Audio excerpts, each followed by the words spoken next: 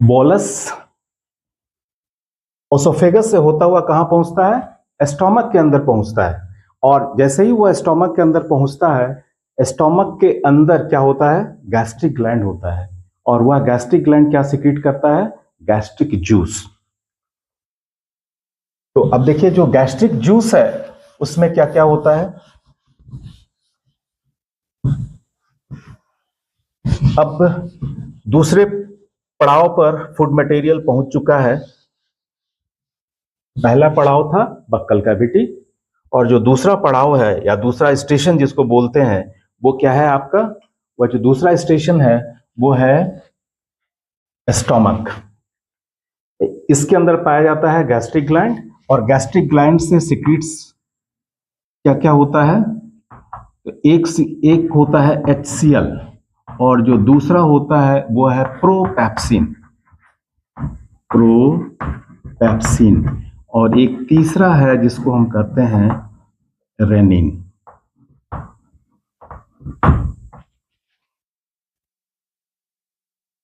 Propepsin और rennin ये दोनों प्रोटियोलाइटिक एंजाइम है। प्रोटियोलाइटिक एंजाइम का मतलब प्रोटीन को तोड़ने वाला एंजाइम। तो एस्टोमक से ऑनवर्ड प्रोटीन का डाइजेशन शुरू हो जाता है। सबसे पहले कार्बोहाइड्रेट का डाइजेशन कहां होगा? माउथ के अंदर होगा। वहां ना तो लिपिड होगा और ना वहां पर प्रोटीन का डाइजेशन होगा। शुरुआत होगी स्टोमक के अंदर, जैसे ही आएगा वैसे ही प्रोटीन के डाइजेशन की शुरुआत होगी, क्योंकि यहाँ गैस्ट्रिक ग्लैंड से जो सिक्रीट होता है प्रोपेप्सिन और रेनिन, ये दोनों एंजाइम प्रोटीन के ऊपर काम करते हैं। तो HCl को सिक्रीट होने वाला HCl जिस सेल से सिक्रीट होता है, जिसको हम कहते हैं पैराइटल और ऑक्सिंटिक सेल। ऑक्सिंटिक सेल, इसको प्रोपेप्सिन और रेनिन जो सिक्रीट होता है इसको कहते हैं chief sales.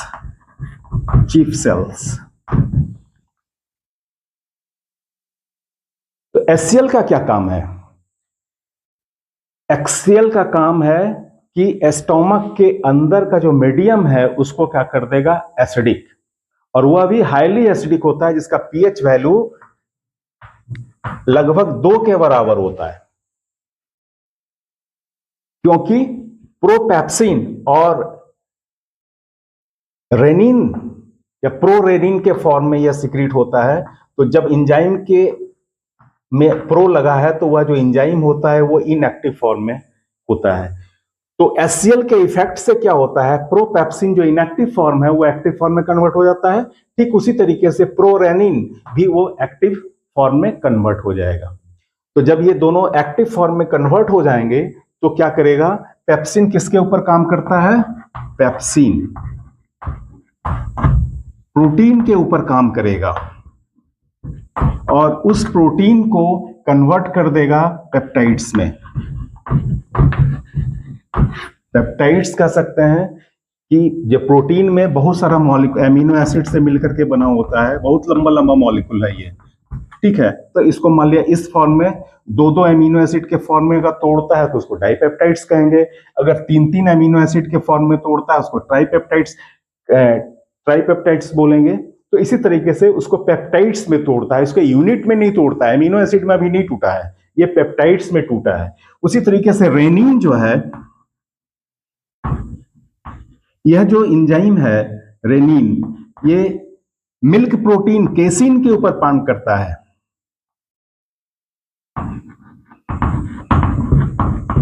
In the presence of calcium ion उसको कन्वर्ट कर देता है पारा कैसिनेट, उसको कन्वर्ट करता है पारा कैसिनेट में। तो यहां पर दो एंजाइम HCl, एक तो इनएक्टिव जो एंजाइम्स थे उसको एक्टिव फॉर्म में कन्वर्ट किया, दूसरा मीडियम को बना दिया एसिडिक। जब तक ये एसिडिक मीडियम होगा नहीं ये दोनों एंजाइम काम नहीं करेंगे। तीसरा जो काम होता है, जो बैक्टीरिया या जर्म्स जो भी आता है उसको एसिड के इफेक्ट से न्यूट्रलाइज कर दिया जाता है। तो यहां पर जो दूसरा काम था प्रोटीन का डाइजेशन यहां से शुरू हो गया। तो कार्बोहाइड्रेट का डाइजेशन बक्कल कैविटी से, और प्रोटीन का डाइजेशन की शुरुआत होती है कहां से? स्टोमक से होता है। लेकिन इस स्टोमक के अंदर कार्बोहाइड्रेट जो सब्सटेंस है या जो डाइसेक्राइड बना है माल्टोज, उसके ऊपर कोई भी एंजाइम काम सिक्रेट ही नहीं होता, कार्बोहाइड्रेट स्प्लिटिंग एंजाइम, तो उसके ऊपर काम क्या होगा? तो यहां पर कार्बोहाइड्रेट और लिपिड किसी तरह का कोई डाइजेशन नहीं होता है, यहां पर सिर्फ स्टोमक के अंदर प्रोटीन का डाइजेशन होता है। तो इसके बाद जो फूड है वो कहां आता है? यहां से जो फूड मटेरियल है, जो एसिडिक फूड मटेरियल है, पार्शियली डाइजेस्टेड फूड मटेरियल है, वो कहां आया? डिओडेनम के अंदर आता है। तो जो एसिडिक फूड मटेरियल डिओडेनम के अंदर आता है, उस फूड मटेरियल को हम क्या कहते हैं? काइम। उसको कहा जाता है काइम। तो अब फूड मटेरियल आपका पहुंच चुका है कहां पर?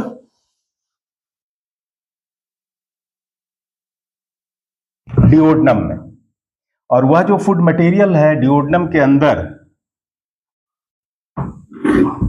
वो क्या है आपका? Chyme. Acidic food of stomach. Stomach के अंदर जो पार्शियली डाइजेस्टेड एसिडिक फूड है उसको हम कहते हैं काइम। ये आ गया है डिओडेनम। डिओडेनम के अंदर जो डिओडेनम की दीवार है, इसके अंदर एक ग्लैंड पाया जाता है जिसको कहते हैं ब्रूनर्स ग्लैंड। और वह जो ब्रूनर्स ग्लैंड है वह सिक्रीट करता है म्यूसिन। जैसे कि सलेवरी ग्लैंड के से सिक्रीट होने वाला सलीवा के अंदर भी म्यूसिन पाया जाता था, चिकना पदार्थ था, वो क्या क्या स्लिपरी बनाता है फूड मटेरियल को, ताकि एलिमेंट्री केनाल के अंदर जो है वो आसानी से फ्लो कर सके। तो अब पहला काम है कि जो आपका म्यूकस का जो सिक्रीशन हुआ है वो क्या करेगा? जो एसिडिक फूड मटेरियल है उसको न्यूट्रलाइज करेगा। तो पहला काम। और दूसरा जो इंपॉर्टेंट फंक्शन होगा कि फूड के साथ मिल जाएगा, वो मिलने के बाद फूड को और थोड़ा स्लिपरी बना देगा, ताकि जब मस्कुलर मूवमेंट हो, पेरिस्टॉलिसिस का प्रोसेस हो इस एलिमेंट्री कैनाल की दीवारों पर, तो आसानी से फिसलता हुआ आगे की तरफ बढ़े। तो ये काम है आपका म्यूकस का। और उसको सिक्रीट करने वाला जो ग्लैंड है डिओडेनम के अंदर क्या है? उसको हम क्या कहते हैं? Brunner's gland. देखिए, इस डिओडेनम से दो डाइजेस्टिव ग्लैंड जुड़े हुए हैं, एक है पैंक्रियाज और दूसरा है लीवर। तो ये जो लीवर है, लीवर से सिक्रीट होने वाला जो जूस है उसको कहते हैं हम बाइल जूस। और इस बाइल जूस का क्या काम है? इसके अंदर कोई भी डाइजेस्टिव एंजाइम नहीं होता है। इस बाइल जूस के अंदर वाटर होता है, सॉल्ट्स होता है एंड पिगमेंट्स पाए जाते हैं। वाटर, सॉल्ट और पिगमेंट का ये कॉम्प्लेक्स है। वाटर, सॉल्ट और पिगमेंट्स।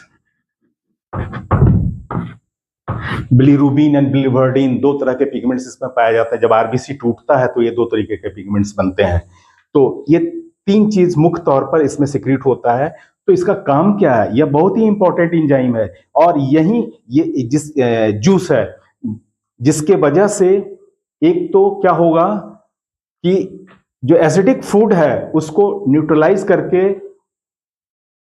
अल्कलाइन मीडियम की तरफ ले जाया जाएगा। यानी कहने का मतलब है कि लीवर जो है डिओडेनम के अंदर जो मीडियम होता है, जो एसिडिक फूड आया है उसको न्यूट्रलाइज करके उसको क्या बना देता है? अल्कलाइन बना देता है। तो सबसे पहला काम हो गया बाइल जूस का, make the food alkaline. Make the food alkaline एक। और जो दूसरा काम है इसका, ये क्या करता है कि जो लिपिड्स मॉलिक्यूल है, लिपिड्स, वो क्या है? वो उसको जो है घुलनशील बनाता है। That process is called emulsification. तो जो दूसरा काम है इमल्सिफिकेशन ऑफ लिपिड,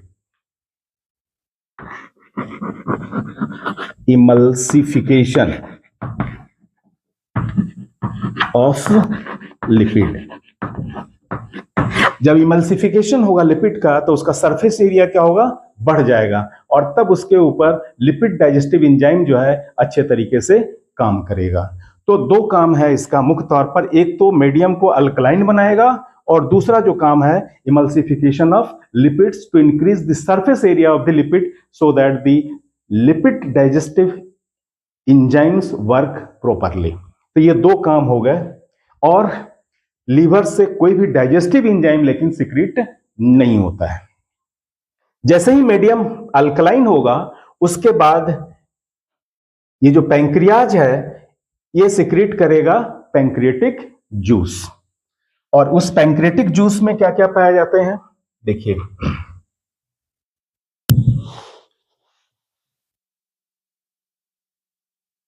पैंक्रियाज से सिक्रीट होने लगेगा पैंक्रियाटिक जूस, और उस पैंक्रियाटिक जूस में क्या क्या होगा, एक तो होगा एमाइलेज, दूसरा होगा लाइपेज और तीसरा होगा प्रोटीएज।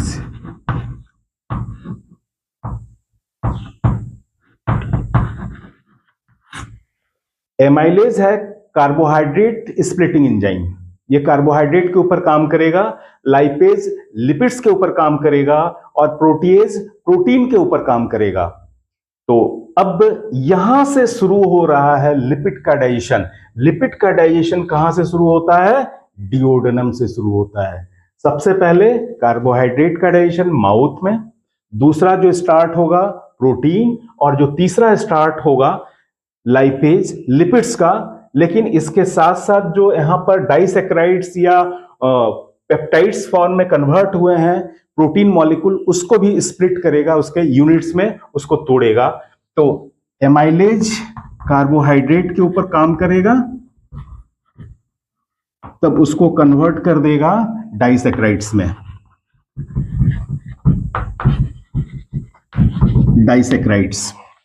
लाइपेज लिपिड के ऊपर काम करेगा, कैसा लिपिड, इमल्सिफाइड लिपिड, इसके ऊपर काम करेगा और इसको कन्वर्ट करेगा फैटी एसिड प्लस ग्लिसरॉल में। और जो प्रोटीएज है यह प्रोटीन या पेप्टाइड्स के ऊपर और प्लस प्रोटीन के ऊपर काम करेगा और इसको कन्वर्ट कर देगा डाइपेप्टाइड्स में, डाइपेप्टाइड्स। अब इसमें दो एमिनो एसिड जुड़ा हुआ है, एक दो एमिनो एसिड जुड़ा हुआ था, इसको कहते हैं, जैसे एक एमिनो एसिड ये और दूसरा पेप्टाइड कहते हैं वह बॉन्ड जिसके द्वारा दो एमिनो एसिड जुड़े रहते हैं, ये हो गया डाइपेप्टाइड्स। एक और यहां पर एंजाइम सिक्रीट होता है जिसको कहते हैं न्यूक्लिएज।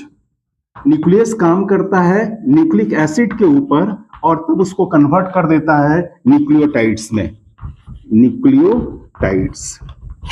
तो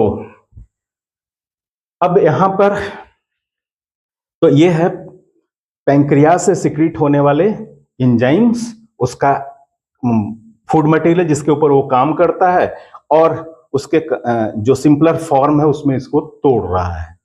तो जितने भी एंजाइम पैंक्रियाज से सिक्रीट होते हैं सारे के सारे अल्कलाइन मीडियम में काम करते हैं। तो अब पैंक्रियाज के बाद जो नेक्स्ट जो दूसरा पड़ाव है डिओडेनम, पैंक्रियाज के एंजाइम, पैंक्रियाटिक एंजाइम जो है ये सिक्रीट होकर के डिओडेनम में आता है। सबसे पहले आता है लीवर से बाइल जूस, वो अपना काम करता है, मीडियम को अल्कलाइन बनाता है, तब जाकर के पैंक्रियाटिक जूस उसके ऊपर काम करता है। अब जो फूड मटेरियल डिओडेनम के अंदर है उसके अंदर जो है म्यूसिन मिक्स हो गया है और वो काफी स्लिपरी हो गया है और काफी लसलसा हो गया है। अब क्या होगा कि जो पेरिस्टोलिसिस का जो प्रोसेस है, मस्कुलर मूवमेंट है एलिमेंट्री कैनाल के द्वारा के अंदर, उसके द्वारा जो है यह पार्शियली डाइजेस्टेड फूड जो डिओडेनम का है वो धीरे धीरे जेजुनम से होता हुआ कहां पहुंचेगा, इस पार्ट में पहुंचेगा, इसको हम कहते हैं इलियम। यह है आपका इलियम, इस पोर्शन में पहुंचेगा। और जब इस पोर्शन में पहुंचेगा, इलियम में पहुंचेगा, तो इलियम किसका पार्ट है, स्मॉल इंटेस्टाइन का एक पार्ट है। तो इस स्मॉल इंटेस्टाइन से सिक्रीट होने वाले जो एंजाइम है उसको क्या कहते हैं, वह जो कॉम्प्लेक्स है एंजाइम का मिक्सचर है उसको हम कहते हैं सक्कस इंटैरिकस। वह जो एंजाइम सिक्रीट होता है उसको हम कहते हैं सक्कस इंटैरिकस। देखिए तो नेक्स्ट एंजाइम है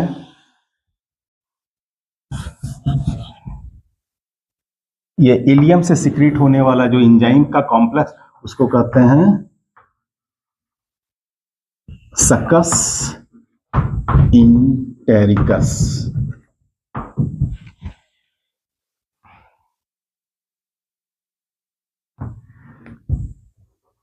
सॉरी, सक्कस इंटेरिकस।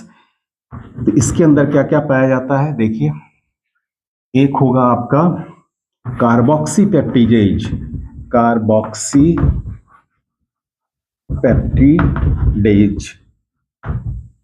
दूसरा होगा एमिनो पेप्टिडेज,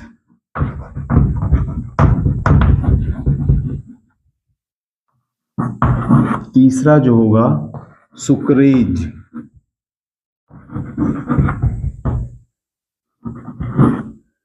माल्टेज,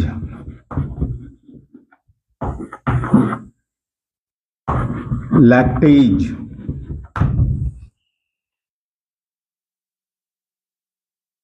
एक इंपॉर्टेंट चीज जो पैंक्रियाज से सिक्रीट होता है, एक एंजाइम जो हमने लिखा है यहां पर, प्रोटीएजेज। ये दो तरीके के प्रोटीएजेज यहां पर सिक्रीट होता है, ट्रिप्सिन एंड काइमोट्रिप्सिन। इसको याद कर लीजिए, ट्रिप्सिन एंड काइमोट्रिप्सिन। ट्रिप्सिन और काइमोट्रिप्सिन यह जो एंजाइम है ये प्रोटीएजेज का फॉर्म है। यही दोनों एंजाइम जो है प्रोटीन के ऊपर काम करता है, उसको डाइपेप्टाइड्स में तोड़ देता है। और यहां पर भी जो सक्कस इंटेरिकस है, इसमें भी प्रोटीन स्प्लिटिंग एंजाइम है। ये क्या है आपका कार्बोक्सी पेप्टिडेज, एमिनो पेप्टिडेज। तो ये काम किसके ऊपर करेगा, जो डाइपेप्टाइड्स है प्लस यहां पर हम लिख रहे हैं डाइपेप्टाइड्स, इसके ऊपर काम करेगा, इसे कन्वर्ट कर देगा एमिनो एसिड में। अब प्रोटीन का जो कंस्टिट्यूएंट पार्टिकल्स यूनिट है वो क्या है, एमिनो एसिड। अब ये सिंपलर फॉर्म में टूट चुका है। ठीक उसी तरीके से सुक्रोज जो है ये टेबल शुगर के ऊपर काम करेगा, सुक्रोज के ऊपर काम करेगा। और माल्टेज जो एंजाइम जो है माल्टोज के ऊपर काम करेगा। और लैक्टोज जो है, लैक्टेज एंजाइम जो है लैक्टोज के ऊपर काम करेगा। सुक्रोज के ऊपर जो काम करते वाला एंजाइम है सुक्रेज, वो क्या करेगा, इसको ग्लूकोज प्लस फ्रैक्टोज, इसमें इसको तोड़ देगा। तो ये जो डाइसैकेराइड्स था उसके दो यूनिट निकल गए, ग्लूकोज और फ्रैक्टोज। माल्टोज के भी दो यूनिट है, ग्लूकोज प्लस ग्लूकोज। और लैक्टोज का दो यूनिट है, glucose plus galactose, glucose plus galactose. तो इस तरह से कार्बोहाइड्रेट भी अपने यूनिट्स में टूट चुका है, एमिनो एसिड भी यूनिट्स में टूट चुका है। और इसके अलावा एक एंजाइम और होगा लाइपेज, जो लिपिड्स के ऊपर काम करेगा, इमल्सिफाइड फैट। कुछ तो फैटी एसिड ग्लिसरॉल में बदल चुका है और कुछ यहां पर बदलेगा ये फैटी एसिड प्लस ग्लिसरॉल में। तो इस तरह से ये सक्कस इंटेरिकस से सिक्रीट होने वाले एंजाइम और उसके एक्शन से बनने वाले ये जो प्रोडक्ट हैं वह जो सिंपलर फॉर्म है। तो यहां पर डाइजेशन का जो प्रोसेस है वो कंप्लीट हो जाता है। इसे डाइजेशन का जो प्रोसेस है वो फाइनली कंप्लीट कहां होता है, इलियम में होता है। अब डाइजेशन जब कंप्लीट हो चुका है तो नेक्स्ट स्टेप है एब्जॉर्प्शन। एब्जॉर्प्शन का काम भी कहां होता है, इलियम में ही होता है। और उसके लिए इलियम के अंदर एक स्पेशल स्ट्रक्चर होता है, फिंगर लाइक, जिसको हम क्या कहते हैं, विली। उसके द्वारा क्या होता है, जो डाइजेस्टेड फूड मटेरियल है उसको एब्जॉर्ब कर लिया जाता है। तो अब जो नेक्स्ट स्टेप है डाइजेशन के बाद वो है आपका एब्जॉर्प्शन। तो आइए अब हम एब्जॉर्प्शन की बात करते हैं। Absorption of food material.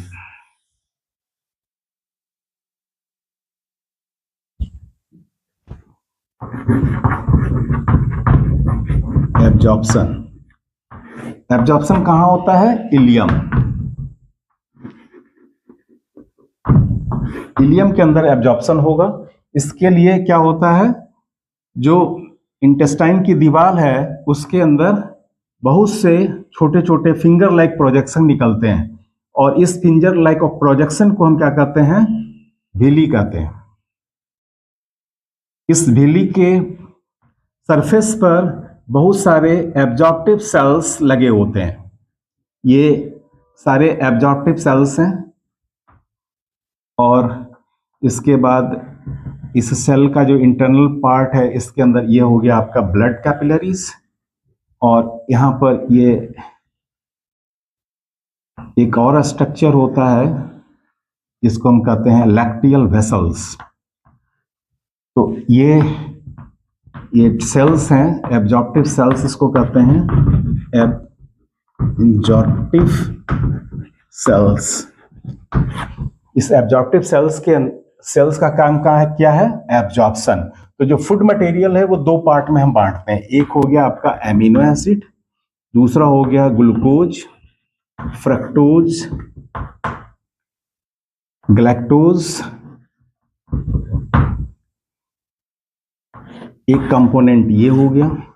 जो दूसरा कंपोनेंट है fatty acid plus glycerol, lipids, वो तो देखिए एमिनो एसिड, ग्लूकोज, फ्रक्टोज, जो भी कार्बोहाइड्रेट्स के यूनिट हैं या प्रोटीन के जो यूनिट्स हैं सिंपलर फॉर्म है, उसको एब्जॉर्प्टिव सेल्स के द्वारा कहां पहुंचा दिया जाता है? एब्जॉर्प्टिव सेल्स एब्जॉर्ब किया और उसको सीधे कहां भेज दिया? ब्लड कैपिलरी में। यह है आपका ब्लड कैपिलरी। लेकिन फैटी एसिड और ग्लिसरॉल के एब्जॉर्प्शन के बाद इसको भेज दिया जाता है इंट्रासेलुलर फ्लूइड के अंदर, और उसके अंदर होता है लिम्फेटिक सिस्टम, और उसका एक स्ट्रक्चर इसको कहते हैं लैक्टियल वेसल्स। लैक्टियल वेसल्स, इसके अंदर ये चला जाता है। Fatty acid, glycerol lacteal vessels में जाएगा, जबकि एमिनो एसिड, ग्लूकोज, फ्रक्टोज के जो कार्बोहाइड्रेट और प्रोटीन के जो यूनिट हैं वो कहां जाएंगे? आपका ब्लड कैपिलरी में जाएगा। अब ये ब्लड कैपिलरी से कहां जाएगा? ब्लड कैपिलरी से होता हुआ इसको ले जाया जाएगा सबसे पहले लीवर में। लीवर को कहा जाता है चेकपोस्ट ऑफ द बॉडी। कोई भी एब्जॉर्ब फूड मटेरियल है उसको सबसे पहले इस चेकपोस्ट से होकर गुजरना पड़ेगा। तो ब्लड कैपिलरी के द्वारा कहां पहुंचा? लीवर के अंदर। लीवर क्या है? चेकपोस्ट ऑफ द बॉडी है। वो चेक करेगा कौन सा यूजफुल सब्सटेंस है बॉडी के लिए, कौन सा हार्मफुल सब्सटेंस है बॉडी के लिए। कहीं गलती से कोई हार्मफुल सब्सटेंस तो एब्जॉर्ब नहीं कर लिया है, तो ये चेकपोस्ट है बॉडी का। इसके बाद यहां से कहां जाएगा? हार्ट में, और हार्ट क्या कर देगा? पंप कर देगा। पंप कर देगा, तब जाकर के सारे जो एब्जॉर्ब न्यूट्रिएंट्स हैं वो पूरे शरीर में फैल जाएगा, पूरे शरीर के डिफरेंट सेल तक पहुंचेगा। सेल के अंदर वह जो न्यूट्रिएंट्स हो उसको यूटिलाइज करके या तो एनर्जी का प्रोडक्शन होगा या न्यू प्रोटोप्लाज्म का सिंथेसिस होगा। उस प्रोसेस को हम क्या कहते हैं? एसिमिलेशन। अब जो फूड मटेरियल इलियम के बाद क्या होगा? ये धीरे धीरे मूव करता हुआ कहां पहुंच गया? कोलोन में। तो कोलोन में जब आएगा तो एक इंपॉर्टेंट फंक्शन होता है, सिर्फ यहां पर कोई भी डाइजेशन का काम नहीं होता, सिर्फ एब्जॉर्प्शन होता है। किस चीज का? वाटर का। तो वाटर का एब्जॉर्प्शन होगा कोलोन में। तो जब कोलोन में वाटर का एब्जॉर्प्शन होगा तो जो फिकल मैटर है, left over digested food material है, वो कॉम्पैक्ट हो जाएगा और सेमी सॉलिड स्ट्रक्चर की तरफ बढ़ने लगेगा। उसका फॉर्म सेमी सॉलिड होगा, पूरा सॉलिड तो नहीं, सेमी सॉलिड होगा। यानी धीरे जैसे जैसे पानी का एब्जॉर्प्शन होता जाएगा वैसे वैसे वह कॉम्पैक्ट हो जाता है और सॉलिड फॉर्म में वो कन्वर्ट होगा। धीरे धीरे वो पहले असेंडिंग कोलोन, फिर ट्रांसफर कोलोन, फिर डिसेंडिंग कोलोन से होता हुआ पेल्विक कोलोन, और फिर यहां पर रेक्टम में आकर के जमा होने लगेगा। और फिर रेक्टम से समय समय पर एनस के द्वारा शरीर से बाहर निकाल दिया जाएगा।